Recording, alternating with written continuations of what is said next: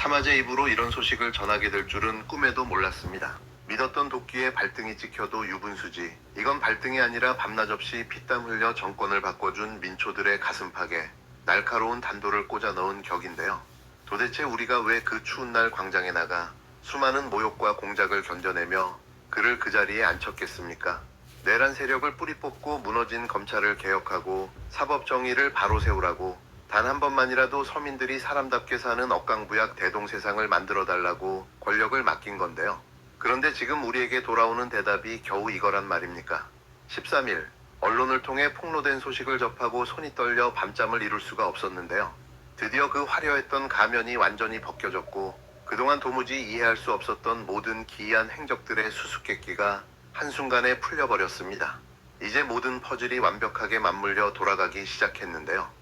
왜 당내에서 소신있게 개혁을 외치던 목소리들이 하나둘씩 짓밟혀야 했는지, 왜 검찰개혁의 칼날은 무뎌질 대로 무뎌져 멈춰섰는지, 왜 유시민 작가가 그토록 절박한 심정으로 피를 토하는 마음으로 엄중한 경고를 보냈었는지 이제야 비로소 그 잔인하고 더러운 진실을 알게 됐는데요. 열길 물속은 알아도 한길 사람 속은 모른다더니 민주주의의 탈을 쓰고 국민의 열망을 짓밟은 거대한 기만이 우리 눈앞에서 펼쳐지고 있는 겁니다. 국힘당 김태호 의원의 입을 통해 밝혀진 진실은 충격을 넘어 참담함 그 자체인데요. 국정 최고 책임자라는 사람이 지난달 초 경남 사선 김태호 의원을 비롯한 여야 의원들과 비공개로 골프채를 잡았다고 합니다. 그 자리에는 강훈식 비서실장까지 동석했는데요. 이뿐만이 아닙니다. 지난 6월에는 대구 6선 주호영, 충북 사선 박덕흠 같은 보수 야당의 핵심 중진들과도 연쇄적으로 골프 라운딩을 가졌다는 사실이 드러났는데요. 국민들은 고물가와 고금리에 허덕이며 하루하루 생계라는 전쟁터에서 피눈물을 흘리고 있는데 나라의 대통령이 여야 정치인들과 한가롭게 푸른 잔디밭을 거닐며 웃음꽃을 피우고 있었던 겁니다. 그리고 그 골프장에서 무슨 말이 오갔는지 아십니까?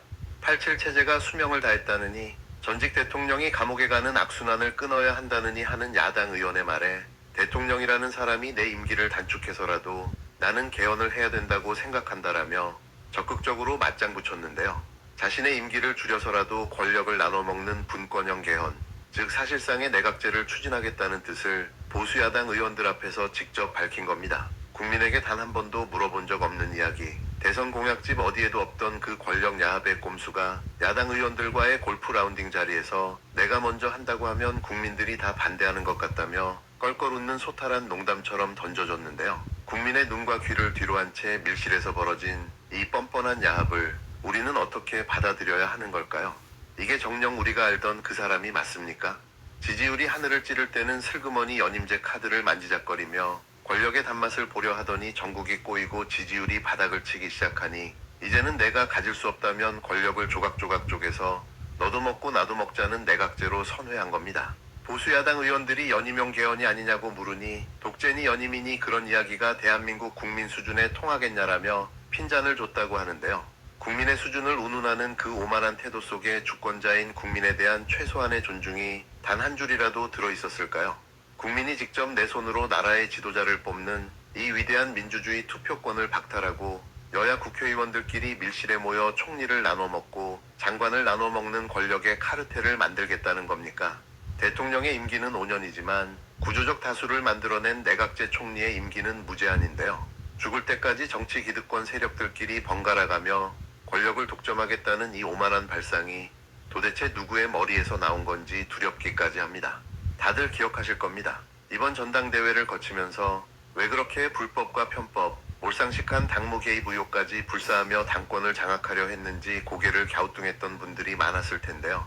당내 민주주의를 바로 세우고 개혁의 깃발을 높이 들었던 정청래 같은 인사들이 왜 외면받아야 했는지, 조국, 문재인, 유시민 같은 이름들이 왜 그토록 철저하게 공격과 배제의 대상이 되었는지 이제야 분명해졌습니다.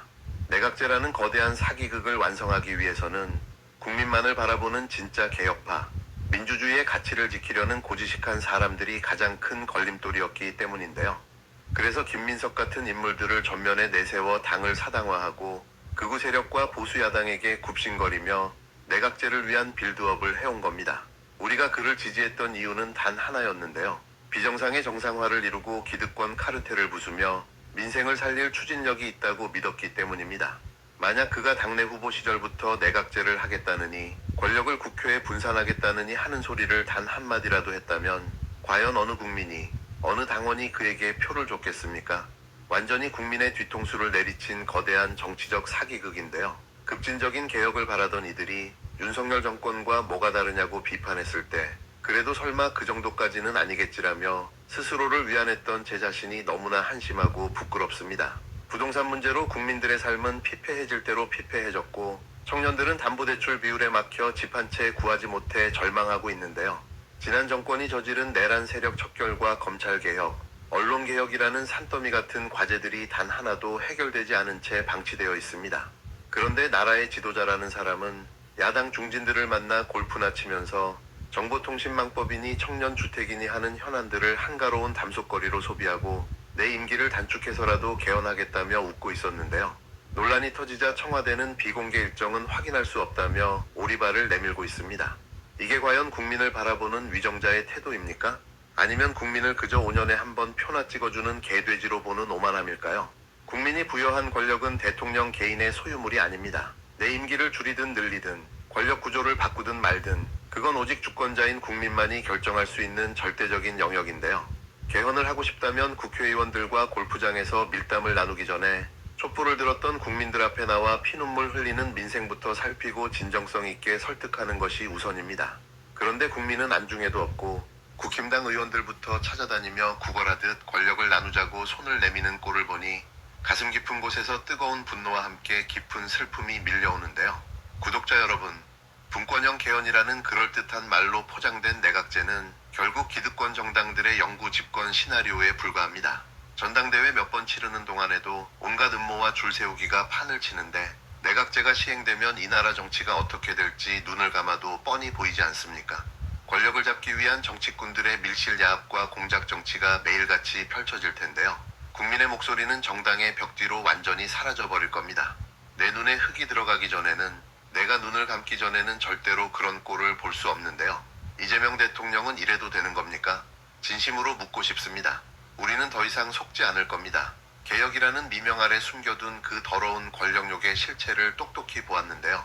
만약 국민의 뜻을 거스르고 기득권 야당과 손잡고 내각제라는 친위 쿠데타를 강행한다면 저는 망설임 없이 다시 피켓을 들고 거리로 나가겠습니다.